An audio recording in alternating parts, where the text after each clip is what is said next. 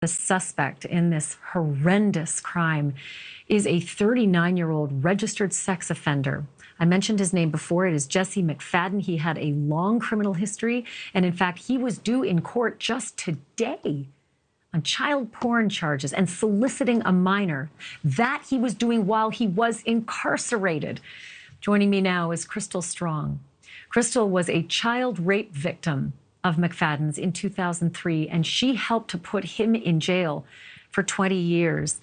Krystle, I can't imagine what you're thinking at this time, given what you've been through, and then just hearing from Milena about what she's coping with. I mean, I'm okay. My trauma's been dealt with. My heart goes out for the families. I begged the DA a long time ago not to ever let him out of prison because I knew that he would do this to someone else. I've never been contacted about when he was getting out.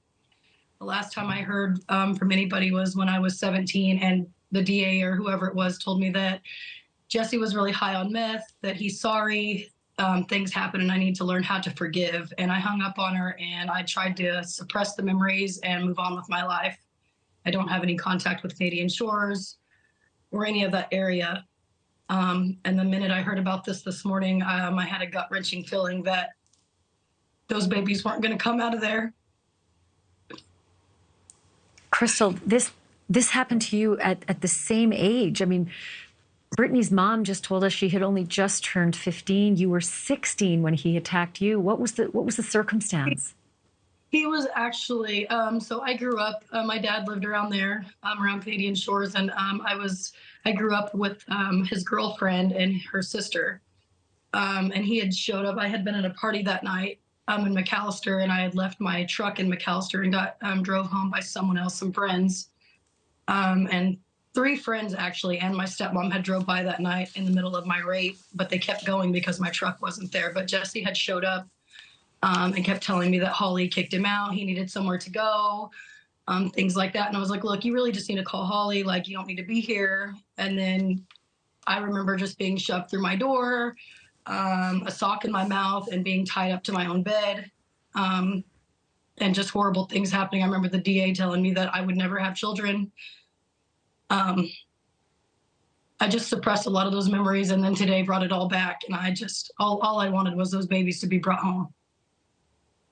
And that's what we were all hoping for when that alert went out, that they would find those girls. I've been talking to Caitlin Babb. They've been putting her case on the back burner for a lot of years. The girl with the pornography, with the charges that he was supposed to go to court for, he basically told her this morning, and I have screenshots of him telling her that when this all goes down, this is going to be your fault. And supposedly she gave that to the cops, I guess, and nothing was done. And I want to be really clear, Krystle, you're talking about Caitlin. She was the subject of those lewd photographs that Jesse McFadden had in prison on a contraband phone. And she has spoken with you and given permission for you to tell her story. Yes. She said that everybody keeps blowing her off. Sorry, repeat that? She said everyone keeps blowing her off and not doing anything. She's been just shoved off to the back burner. And then last night, Jesse had messaged her, I guess from a fake account called Holidays. I have that screenshotted too, telling her, I've done everything I was supposed to do, and you just won't let well enough alone, basically. And now this is going to be on you. Basically, I felt like he was telling her he was going to do something, and she took it to I said, you need to take that to the cops. And she said, I did, and nothing's being done. And she was prepared to go through with this court hearing today, because this court hearing today for him was about that. She's been trying to do this. This all happened, I guess, when she was 15 years old. He even told her about me back when all this happened, tried telling her that it all started like I was trying to do it with him, and then all of a sudden I didn't want it anymore. He had that girl so brainwashed. Thank you for watching. Go to newsnationnow.com to find NewsNation on your television provider. And don't forget to click the red subscribe button below to get more of NewsNation's fact-driven, unbiased coverage.